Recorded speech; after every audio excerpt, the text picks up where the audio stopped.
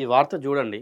అంటే హిందువుల పైన ఎట్లా దాడులు జరుగుతా ఉన్నాయనేది ఒకసారి హిందువులందరూ కూడా ఆలోచించాలి. హిందూ సోదరులు, సోదరీమణులందరూ కూడా మేల్కోవాలి. ఎందుకంటే మనం మొన్ననే బంగ్లాదేశ్‌లో దీపు చంద్రదాస్ అనేటువంటి వ్యక్తి పైన దాడి చేసి అతి కిరాతకంగా, క్రూరంగా అతన్ని హింసించి సజీవ దహనం చేసింది మనందరం చూసినాం. సేవ్ బంగ్లాదేశ్ హిందూస్ అని చెప్పి కూడా చాలా పెద్ద ఎత్తున నిరసనలు, ధర్నాలు చేసి ప్రభుత్వానికి ఈ వార్తను చేరవేసేటువంటి ప్రయత్నం కూడా చాలామంది చేశారు. కానీ అయినప్పటికీ కొంతమంది హిందువులు అంటే ఎవరికో ఎక్కడో అయితే నాకేంటిలే అన్న విధంగా ప్రవర్తిస్తున్నారు మన భారతదేశంలో ఉన్నటువంటి హిందువులు.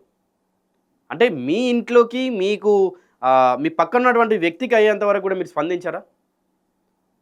చాలామంది కూడా ఏం చెప్తున్నారు, మీరు బయటకు వచ్చి నిరసన తెలపకపోతే కనీసం సేవ్ బంగ్లాదేశ్ ఇష్యూస్ అని, సేవ్ భారతదేశ్ హిందూస్ అని చెప్పి కూడా ఒక హ్యాష్ ట్యాగ్ పెట్టండి, ఒక స్టోరీ పెట్టండి, ఒక పోస్ట్ వేయండి ట్విట్టర్‌లో, ఒక ట్వీట్ చేయండి.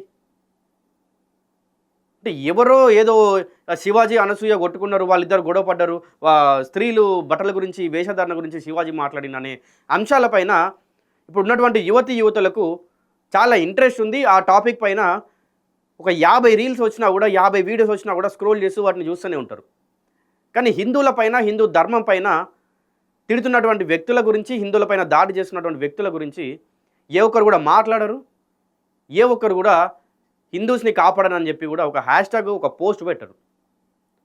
మొన్ననే దీపు చంద్రదాస్ గురించి అంత పెద్ద ఎత్తున నిరసన చేశారు. దీపు చంద్రదాస్ని సజీవ దహనం చేశారని చెప్పి సేవ్ బంగ్లాదేశ్ హిందూస్ అని చెప్పి అన్నారు. సేమ్ మళ్ళీ ఇప్పుడు బంగ్లాదేశ్లో ఉన్నటువంటి ఒక వ్యాపారవేత్త హిందువుని అతి కిరాతకంగా, అసలు వీళ్ళు మనుషులేనా అన్నట్టు కత్తులతో పాపం దాడి చేసి పెట్రోల్ పోసి తనని అంటించారు. కానీ తాను వాటర్లో దూకేసి తన ప్రాణాల్ని కాపాడుకున్నాడు. తనకు చికిత్స జరుగుతూ ఉంది.